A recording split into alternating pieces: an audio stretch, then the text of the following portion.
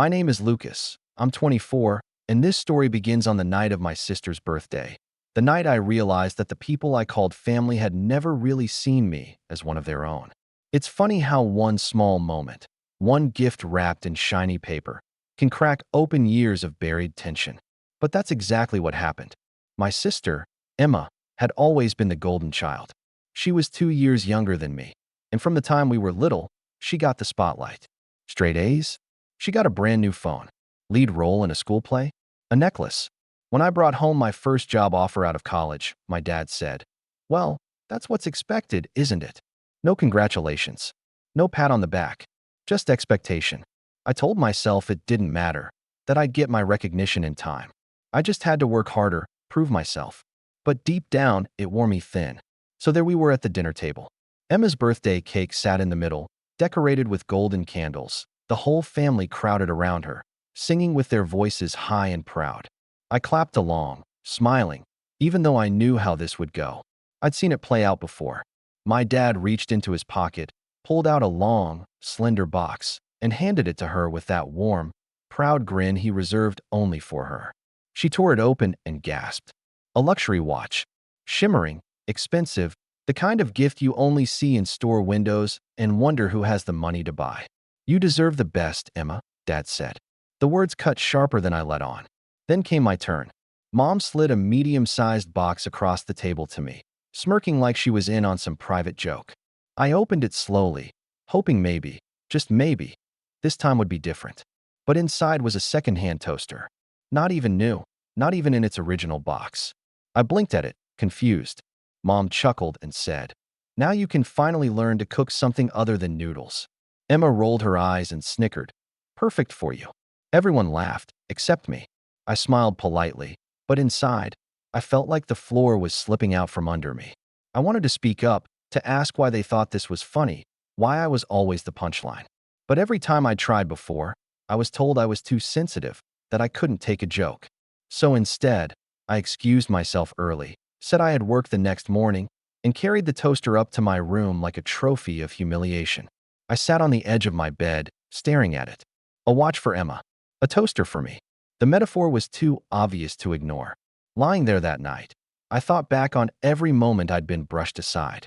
The soccer games where Dad missed my goals, but made every one of Emma's dance recitals. The time I saved up for months to buy my own laptop, while Emma got hers handed to her because she needed it for school. The countless weekends I was told to mow the lawn while Emma was excused because she's a girl. It all piled up until I could barely breathe under the weight of it. The next morning, I didn't go to work.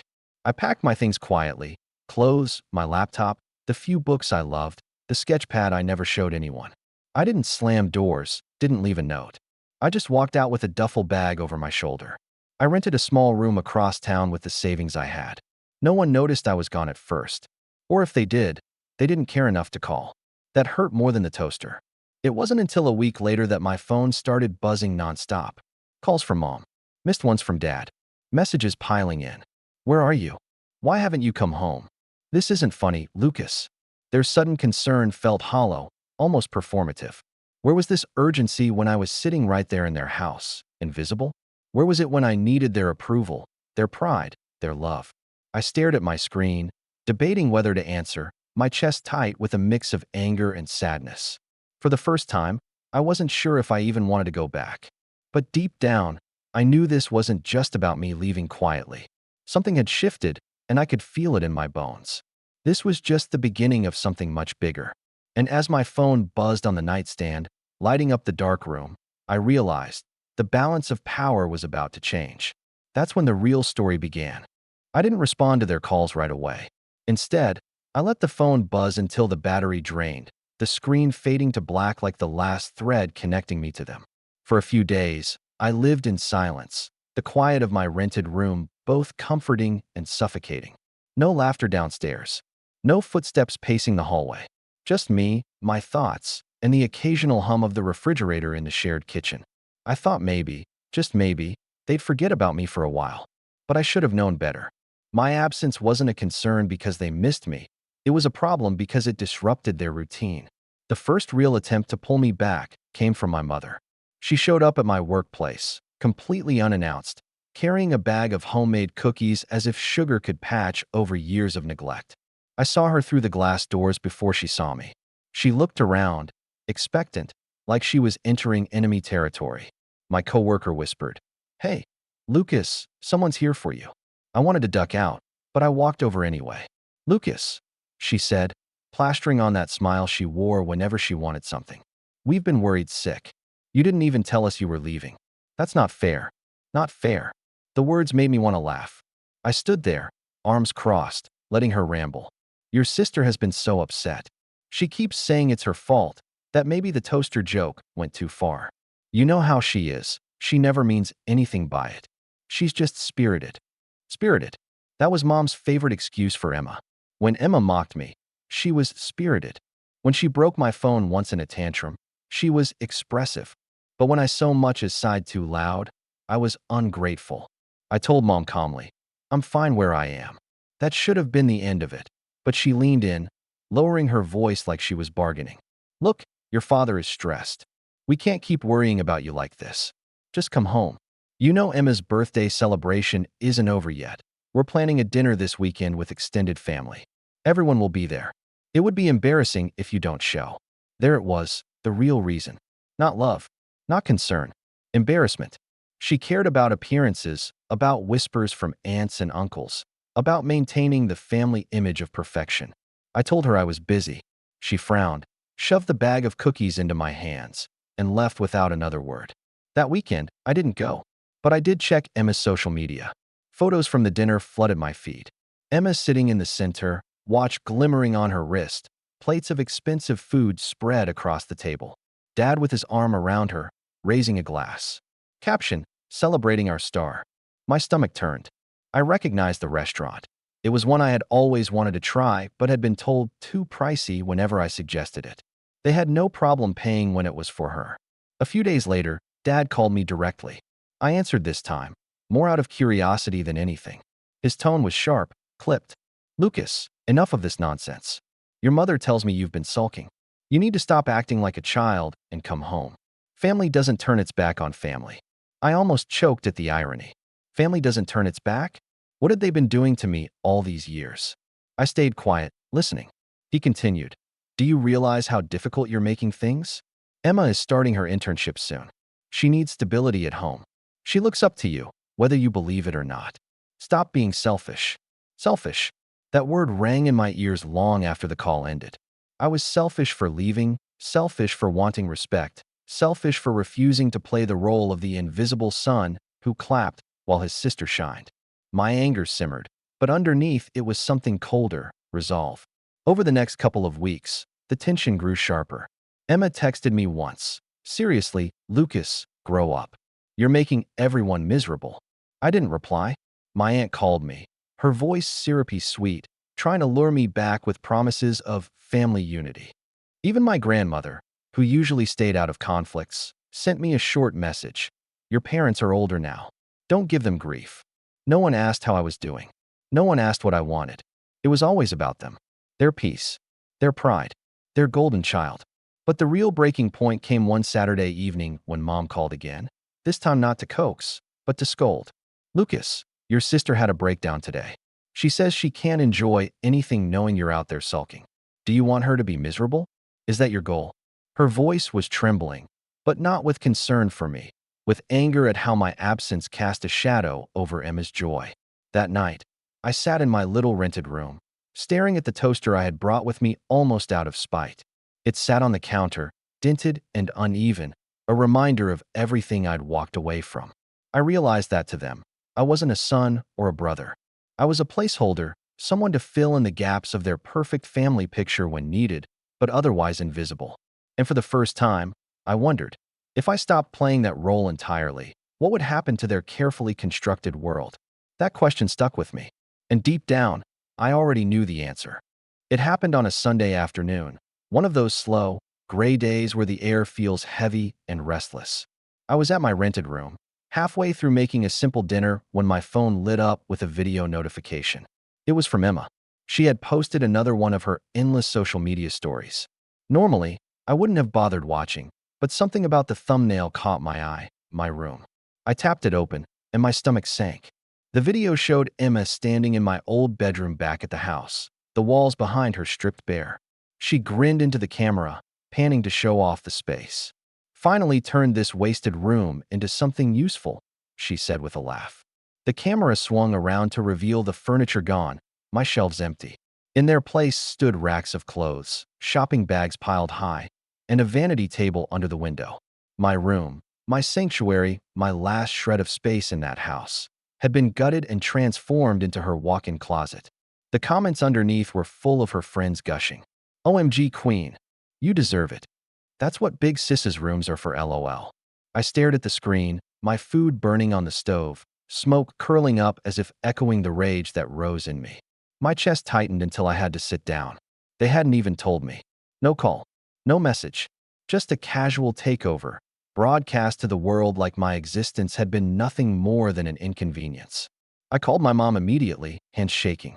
She answered on the second ring, her voice bright. "Lucas, finally. I was hoping you'd call." "What is this?" I demanded. "Emma turned my room into her closet?" Without asking, without even telling me. There was a pause, then a sigh, the kind of sigh parents give when they think you're being unreasonable. "Lucas, you weren't using it.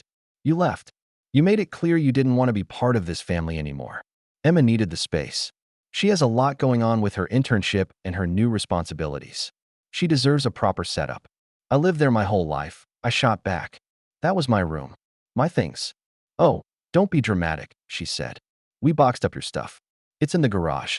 You can come get it whenever you feel like being mature." Mature.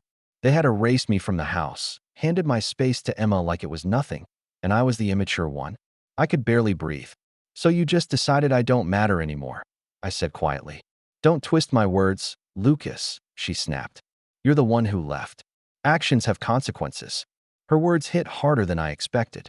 It wasn't just about the room. It was about what it symbolized. I was disposable, replaceable, not even worth a phone call before they stripped away the last trace of me. When I hung up, I sat in silence, the burned food still smoking, the cheap toaster sitting on the counter like a cruel joke. My hands clenched into fists. For years, I had swallowed the favoritism, the mockery, the endless justifications for why Emma's needs mattered more than mine. But this was different. This wasn't favoritism. This was erasure. Later that night, I got another message, this time from Emma herself. A photo of her posing in front of her new closet, luxury watch glittering on her wrist, with the caption, "Out with the old, in with the new." That was the moment something in me broke. The last thread of loyalty, of hope that maybe things could change, snapped clean. I realized they hadn't just overlooked me, they had cast me aside. And I knew, sitting there in the dim light of my rented room, that I could never go back. But more than that, I felt something else stirring beneath the hurt and betrayal, a cold, deliberate determination. They had taken everything from me, but in doing so, they had given me something far more dangerous in return, the will to take control of the story they thought they'd written for me. The night after Emma's smug photo, I couldn't sleep. I lay awake in the stiff bed of my rented room, staring at the ceiling, my chest heavy with a mix of grief and fury. It wasn't just about the room. It was about the years of dismissal that led up to this final act. That bedroom had been the only space that was mine in a house where I had never been seen. Now it was racks of Emma's clothes, her vanity mirror, her perfume bottles. I felt like a ghost who'd been erased from his own home. The next morning, I dragged myself to the garage of their house to collect my things. I almost didn't go, but I couldn't stand the thought of my books or my sketches molding in a damp box. When I arrived, the driveway was empty, no one home. For a moment, I stood there, staring at the front door I'd walked through thousands of times, realizing I no longer had the right to. My key was useless now. The garage door groaned open, and there they were. 4 cardboard boxes shoved into a corner, half crushed under a stack of old holiday decorations. My name was scrawled on one in marker, already fading. I pulled the first box open. Clothes stuffed carelessly inside, wrinkled and smelling of dust. My college notes bent, water-stained. A framed photo of me from graduation with the glass cracked, as if no one had bothered to wrap it. My sketchpad was there too, pages torn at the edges. I flipped it open, my drawings smeared from something damp that had spilled across them. It felt like a funeral. like I was standing over the wreckage of my own life, boxed up and discarded. I carried the boxes to my car one by one, each trip heavier than the last. With every step, I thought about how easily they had decided I was replaceable, about how Emma was probably upstairs right now, twirling in her new closet, laughing with friends about how dramatic I was. By the time I loaded the last box, my hands were shaking, my throat tight. That night, back in my rented room, I sat surrounded by those boxes. I pulled out the toaster, set it on the counter, and just stared at it until the sun dipped below the skyline. I thought about throwing it out, smashing it against the wall, but I didn't. Instead, I left it there. A reminder. The days that followed were harder than I expected. I worked my shifts, went through the motions, but there was a hollow ache in me that no distraction could fill. I felt untethered, like a balloon cut loose from its string. Every time my phone buzzed, I flinched. Sometimes it was them, Mom calling again, Dad sending a clipped message about how I needed to come to my senses. Other times it was extended family, trying to guilt me back. Your sister didn't mean it. Family fights aren't worth this much drama. You're hurting your parents. No one asked what they had done to me. No one wondered what it cost me to keep swallowing their favoritism year after year. The weight of it pressed down until even getting out of bed felt impossible. I remember one morning, sitting at the edge of the mattress, staring at the boxes piled in the corner. The cracked graduation photo leaned sideways, my smile behind the shattered glass. I thought, for a moment, that maybe they were right. Maybe I was selfish. Maybe I was overreacting. The thought twisted in me like a knife. But then my eyes landed on my sketchpad. The smeared drawings. The evidence that no one had cared enough to protect the things I valued. I picked it up, flipping through the ruined pages, and something inside me shifted. No, I wasn't overreacting. I had been patient. Too patient. I had given them years of chances. And they had shown me, again and again, exactly where I stood. I started walking more, late at night when the city was quiet. I'd wander the streets, hands in my pockets, thinking about the years I had wasted waiting for their approval. The cool air cleared my head, and with every step, I felt something building inside me. Not rage, but clarity. If I couldn't go back, if I couldn't ever have the family I deserved, then I needed to build something else. A life that wasn't chained to their approval. A version of myself that wasn't the invisible son. It wouldn't be easy. I had little money, no real support system, and a mountain of self-doubt pressing on me. But as I stood under the yellow glow of the streetlights one night, I made a quiet promise to myself. I would not let their erasure be the end of my story. I didn't know how yet. I didn't know when. But one thing was certain. Emma and my parents had underestimated me. And one day, they would regret it. The first steps were small, almost invisible to anyone but me. I forced myself into a routine. Wake up early, make a real breakfast instead of grabbing whatever was cheap, take a walk before work, and spend an hour each night sketching, even if my drawings came out stiff. At first, it felt forced, like I was pretending to be someone else. But slowly, the rhythm began to steady me. The hollow ache in my chest dulled, and for the first time in years, I started to feel like I was living for myself, not as a shadow orbiting Emma. My job wasn't glamorous. I worked at a mid-sized logistics company, mostly handling shipments and customer calls, but I threw myself into it. I stayed late, learned systems no one else wanted to touch, and asked questions until I understood every detail. My supervisor noticed. Within months, I was given responsibilities far above my title. It wasn't flashy, but it was progress. I also started freelancing on the side. A friend from college reached out after seeing some of my sketches online. She needed a logo for her small business and remembered I used to doodle in class. That one project turned into 3, then 5. Soon, I was building a portfolio, taking on clients, and earning money from something that had always been dismissed as a hobby. Every time someone paid me for my work, it felt like a validation my family had never given me. The shift wasn't just financial, it was internal. I stopped checking Emma's posts, stopped waiting for apologies that would never come. My rented room slowly transformed into something that felt like mine. I hung up prints of my drawings, invested in a sturdy desk, and even bought myself a new toaster. Not secondhand, but brand new, with a sleek design that made me smile every time I used it. Months passed, and the calls from my parents became less frequent. When they did come, they carried a different tone. Less anger, more urgency. Mom's voice sounded thinner, her words carefully chosen. "We haven't seen you in so long, Lucas. The house feels empty without you." Dad tried to slip in jabs. "You've proven your point. Now stop being stubborn." But even he sounded less certain than before. It was as if my absence had carved a hole they couldn't patch over with Emma's sparkle. Emma herself only reached out once, in the form of a curt text. "You're still mad about the room?" Seriously, I didn't reply. For the first time, I realized I didn't need to. My silence was louder than any argument. The real turning point came when my manager called me into his office one Friday afternoon. He closed the door, smiled, and slid a paper across the desk. A promotion, not just a raise, but a position that came with authority. I'd be leading a small team, overseeing projects instead of just handling scraps. "You've earned this," he said simply. That night, I sat in my room, staring at the letter of promotion. I thought about Dad's voice telling me I was selfish, about Mom laughing as I unwrapped that toaster, about Emma rolling her eyes. And I realized something vital. I didn't need them anymore. The independence seeped into every corner of my life.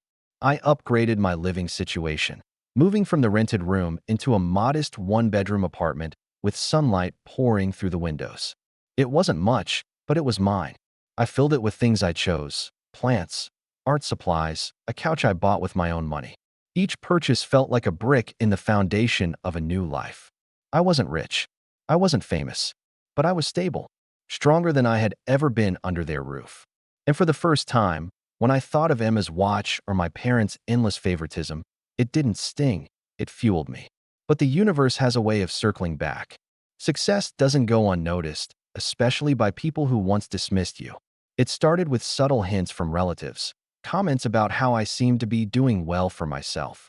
Then came the questions about whether I'd be home for the holidays. My absence had turned from an annoyance into a wound they couldn't quite hide. And then, one evening, my phone lit up with a call I didn't expect, my father's number. I almost let it go to voicemail, but something in me told me to answer. His voice was different this time. Quieter. Calculated. "Lucas," he said, "we need to talk. Your sister's going through a rough patch. She needs help, and you're in a position to do something about it." I leaned back in my chair, promotion letter still pinned to my fridge, and felt a strange calm settle over me. After everything they'd done, after erasing me, after replacing me, they were coming back, asking. And for the first time, the power wasn't in their hands anymore. It was in mine. I didn't give my father an answer that night. Instead, I let him speak, his words carefully measured, almost rehearsed. He explained that Emma's internship, the one she had been flaunting online, hadn't gone the way she planned. She had missed deadlines, clashed with her supervisor, and was on the verge of losing the opportunity. "She just needs some guidance," he said. "You're good with this kind of thing. You could help her get back on track." I listened in silence, fighting back the urge to laugh. Guidance? Me? The same son they mocked with a secondhand toaster was now suddenly capable enough to salvage their golden child's reputation? I could almost hear the irony echoing through the phone. Instead of agreeing, I asked questions. Calm, deliberate questions that made him stumble. Why didn't she reach out herself? What exactly went wrong? Why is this my responsibility? Dad faltered, then admitted, "Your sister doesn't like asking for help. She thinks you owe her." I ended the call politely, promising to think about it, but inside, something had shifted. For the first time, my parents needed me. Not just as background support, not as the butt of a joke, but as the only one who could fix a problem they couldn't. That realization was intoxicating. Over the next weeks, I leaned into my new role at work. Leading a team wasn't easy, but it forced me to sharpen skills I hadn't known I had: delegating, negotiating, problem-solving under pressure. I built relationships with clients, earned the respect of my colleagues, and gained a quiet confidence that made me stand taller.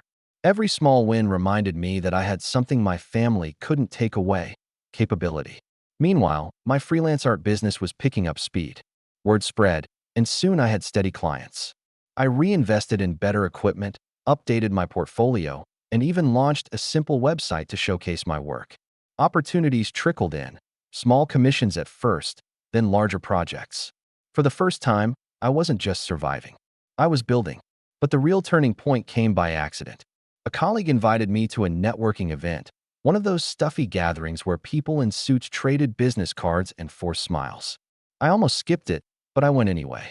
There, I met a man named Richard, an operations manager at a large firm that occasionally partnered with the company Emma had interned for.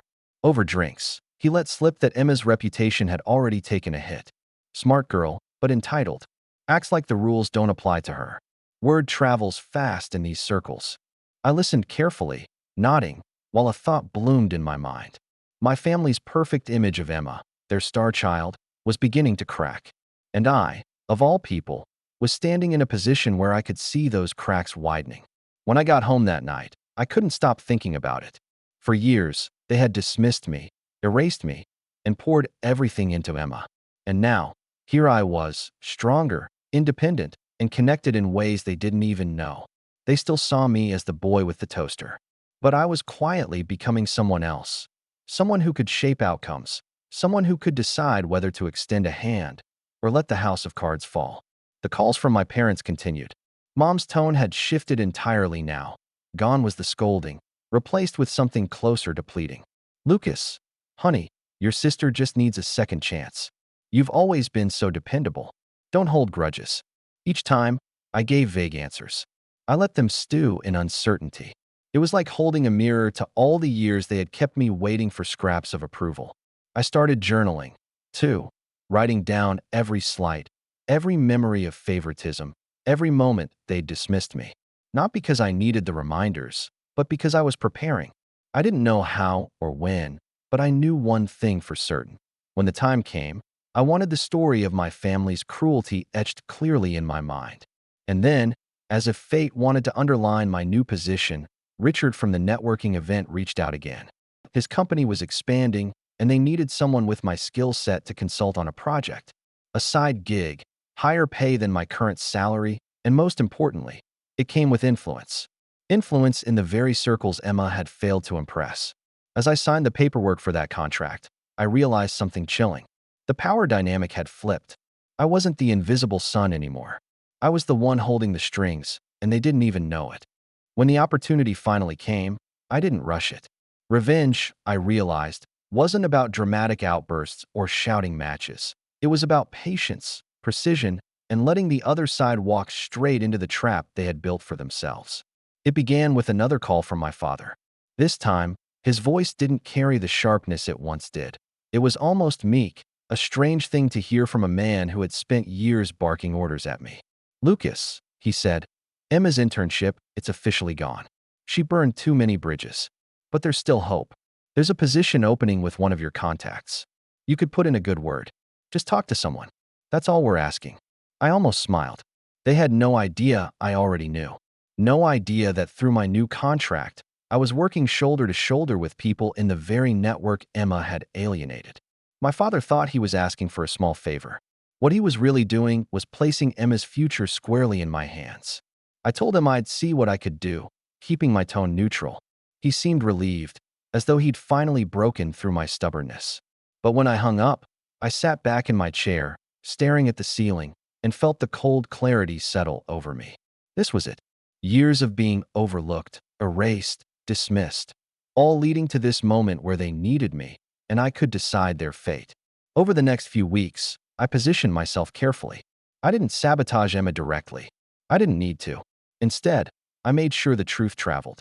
In meetings, I let Richard and others share their stories of Emma's entitlement, her disregard for rules, her tantrums in the office. I didn't defend her, didn't downplay anything. I simply let the narrative breathe, knowing that reputations are fragile in those circles. At the same time, I built mine stronger. I delivered on every project, stayed reliable, and quietly became known as someone who got things done without ego. Word spreads fast, and I made sure it spread in the right direction. By the time Emma's name came up in conversation, people already had their opinions formed.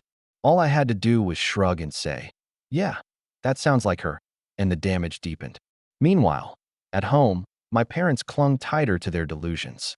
Mom called more often, her voice laced with desperation. "Lucas, she's struggling. She needs your help more than ever. You've always been the responsible one." She didn't realize how much those words revealed. Responsible when it was convenient. Invisible when it wasn't. One night, Emma herself finally reached out. The text was short, but it said everything. "I know you're connected now. Just help me. Please. I stared at the message for a long time, remembering the photo she sent of herself in my old room. The caption, "Out with the old, in with the new." I remembered her rolling her eyes at me, mocking me in front of our parents, never once standing up for me. And now she wanted me to save her. I crafted my reply carefully. "I'll think about it." That was all. And then I left her hanging, the same way they had left me hanging for years. The silence was its own weapon. Every day I didn't reply. I knew the anxiety was eating at them. They had lived their lives confident in Emma's safety net, in the certainty that someone would always fix things for her. And now, the one person who could fix it had stepped aside. Weeks later, Richard casually mentioned over coffee, "Funny thing, your sister's name came up again. People are saying she might have to leave the city if she wants another shot. Her reputation here's pretty much done." He said it without malice, just matter of fact. I nodded, sipping my coffee, and felt a quiet satisfaction bloom in my chest. Back home, the calls turned frantic. Dad left voicemail after voicemail, his tone no longer commanding but begging. "Lucas, we can't do this without you. You don't understand what's at stake." Mom cried on the line. "Please, she's your sister. Don't let her throw her life away." But I did understand. I understood perfectly. For years, they had handed Emma the world while giving me scraps. They had laughed as I opened a secondhand toaster while she unwrapped luxury. They had erased me from my own home, turned my space into her closet, and told me I was selfish for leaving. Now, their golden child was crumbling, and the only lifeline was the son they had dismissed. And I wasn't reaching for her hand. I didn't need to lift a finger. The beauty of it was that my revenge wasn't loud. It was silent, calm, deliberate. All I did was let the truth breathe. Let the world see Emma for who she was. And as I sat in my apartment, surrounded by the life I was building for myself, I realized that silence was louder than any outburst could ever be. The fallout came faster than even I expected. By the end of the season, Emma's name was like smoke in the air, once noticeable, now dispersed, clinging only in whispers of failure. The company she had once bragged about working for quietly blacklisted her, and the ripple effect spread. Other firms heard the stories. She sent out applications, but the callbacks never came. Doors that had always swung open for her were suddenly sealed shut. My parents, once so smug and confident in their perfect daughter, began unraveling under the weight of her collapse. Mom called me sobbing one evening, her voice jagged. "She's talking about moving back home. She feels like her life is over. Don't you see what's happening, Lucas? She needs you." The desperation in her tone was thick, but what struck me most was that she still framed it around Emma. Not once did she acknowledge what I had endured. It was still about their golden child. Dad followed soon after, but his voice carried something I had never heard before: defeat. "Lucas," he said, pausing like the word itself was hard to swallow. "I may not have been fair to you, but this is family. You can't abandon her." I let the silence stretch, savoring it, before replying evenly, "Funny. That's exactly what you did to me." And then I hung up. Emma herself was the last to break. She showed up outside my apartment one night, her face pale, makeup smudged, clutching her designer purse like it was the last symbol of who she thought she was. When I opened the door, she tried to smile, but her voice cracked. "Lucas, I made mistakes. I know I hurt you, but I can't fix this without you. Please." For a moment, I looked at her, not the sister who had mocked me, not the girl with the luxury watch who rolled her eyes at my humiliation, but just a person stripped bare of her armor. And then I remembered the video she had posted, standing in my old room, laughing as she called it her closet. Out with the old, in with the new. I stepped aside just enough to make her think I'd let her in. But instead, I handed her something small. The secondhand toaster. The same one she had mocked months ago, the same one that had started it all. I placed it gently in her hands. Her expression crumpled as if she didn't understand, as if the weight of the object was heavier than its dented frame. She looked up at me, eyes wide, searching for mercy. "There's nothing I can do for you," I said quietly. "This is all you ever thought I was worth. Now you can live with it." And before she could respond, I closed the door. On the other side, I heard her muffled sobs, then footsteps retreating down the hall. For the first time in my life, I didn't feel like the invisible son. I felt seen, not by them, but by myself. I had built a life that was mine alone, and their downfall wasn't my burden anymore. I walked back to my desk, glanced at the promotion letter still pinned on my fridge, and sat down to sketch under the warm glow of my lamp. My pencil moved steadily across the page, and a calm settled in my chest. Out with the old, in with the new. Only this time, it wasn't Emma's story. It was mine.